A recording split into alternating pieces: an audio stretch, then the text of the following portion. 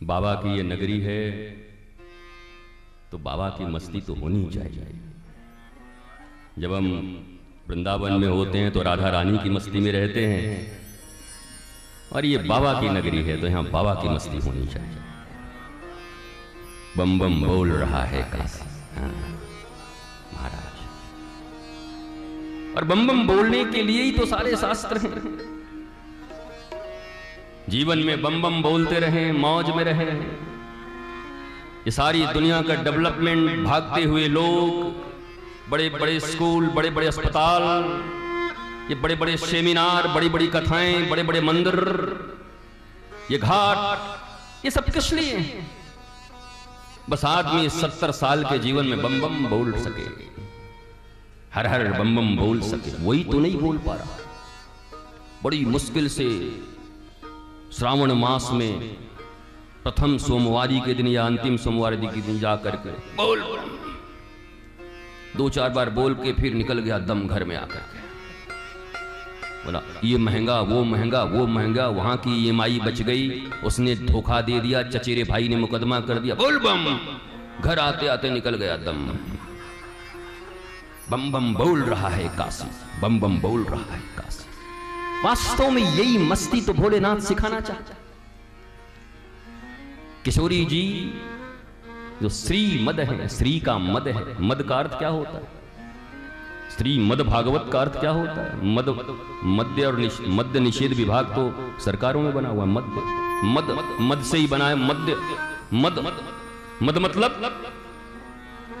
मस्ती, रस, चूर।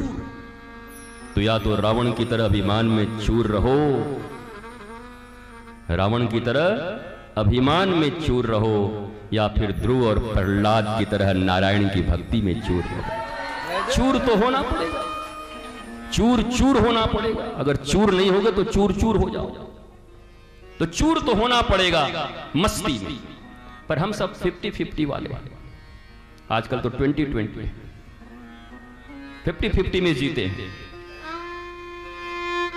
बड़ी मुश्किल से घर से तैयार होके आए, श्याम बाबा सज के बैठे हुए हैं हमारे शीश के दानी, और आकर बैठे और बैठ के दर्शन किया। वो ठीक से दर्शन भी करें तब ना। हम तो आधी घंटा से वही देख रहे हैं। हम तो कभी मंदिर में कथा किए नहीं, पहली बार कर रहे हैं। और ठाकुर जी ने बड़ी कृपा किया हमारे ऊपर जो मंदिर में कथा करा दी। हम दर्शन भी देख रहे हैं। बैग पीछे टंगा है, अटक गया इसमें, एक हाथ से और जब इधर भी प्रणाम करना है उनको तो पीछे हाथ से ऐसे कर दे कि भाई भागवत आपको भी प्रणाम। और भर से निकलो महाराज, मारो 4 बार मोटरसाइकिल पे स्टार्ट ही ना हो रही है, मैंने देखा। भर भर भर भर। ऐसी भी क्या मजबूरी है, ऐसी भी क्या मजबूरी है। ये सारा हर हर, सारा कटकट, सारी जिंदगी में मेहनत क्यों करते हो? करते इसलिए हो ना कि मस्ती हो सके जीवन में। 40 से 50 साल निकल जाते हैं तुम्हें रुपए कमाने में, और थोड़े बहुत रुपए जब जमा कर लेते हो तो डॉक्टर 500 रोगों की एक लिस्ट तुमको दे देता है। शुगर तुमको, किडनी तुम्हारी गई, और स्पॉन्डिलाइटिस, पता नहीं क्या क्या। तो हमने एक से पूछा कि इतने साल कमा के क्या किया? बोला इलाज करवाने के लिए। वाह भैया, तेरी जिंदगी तो बड़ी अच्छी है। जब तक जवानी है तब तक खूब कमाओ, क्योंकि बुढ़ापे में इलाज भी तो करवाना होगा, डॉक्टरों को पैसा भी तो देना होगा, हॉस्पिटल में भी तो जाना होगा। पर हम उस देश के वासी हैं जहां 80 साल के उम्र में भी कहा जाता है वीर कुंवर सिंह के विषय में कि जो तलवार वो उठा करके लड़ रहे थे 80-90 साल की उम्र में। ऐसा स्वास्थ्य तुम्हारा क्यों नहीं है? कहां चूके हो? पैसे तो बहुत हैं, पेट इतना तुम्हारा हो गया कि तुम किसी काम के लायक नहीं हो, किसी से भेंट नहीं हो सकती तुम्हारी अब अच्छे से। पैसे के साथ साथ पेट इतना दे दिया कि अब किसी से भेंट नहीं कर सकते।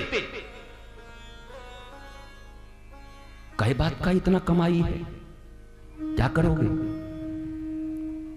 आपको क्या है, आपको तो गुरुजी पैसा मिलता है कथा करने का, आप तो मौज में हो। तो तुम भी कर लो, यह लोक भी बन जाएगा, वो लोक भी बन जाएगा। एक मजबूरी में, एक मजदूरी में और एक मौज में 3 तरह की भक्ति हो सकती है।